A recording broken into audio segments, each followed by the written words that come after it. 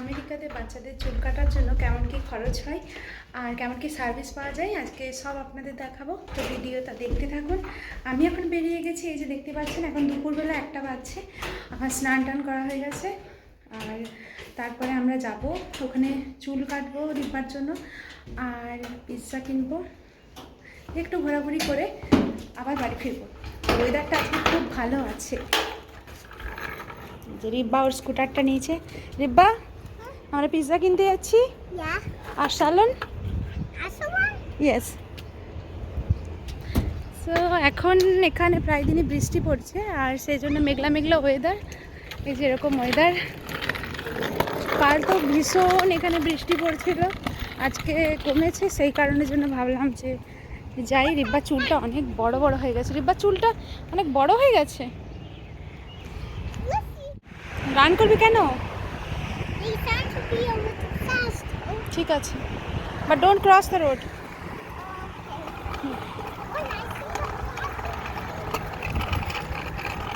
Stop. So আমরা আমাদের plan change করেছি, তারপরে এখন এখানে এসেছি পিৎজা খেতে। তো পিৎজা কিনবো, কোনটা কিনবো দেখি। বিভিন্ন ধরনের অপশন আছে আর এটা হচ্ছে pizza shop.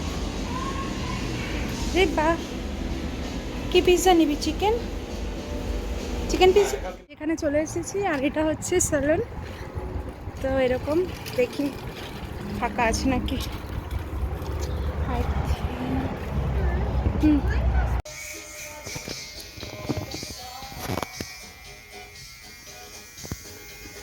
Welcome, I mean, adios.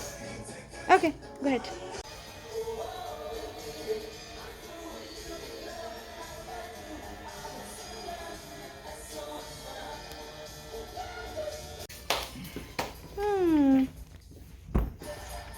Come here.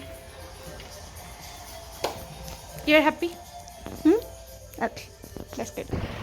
ভীষণ বাতাস দিচ্ছে আর আমাদের পিৎজা কেনা হয়ে গেছে। এই যে আমরা পিৎজা নিয়ে নিয়েছি আর একটা পেপসি কিনেছি।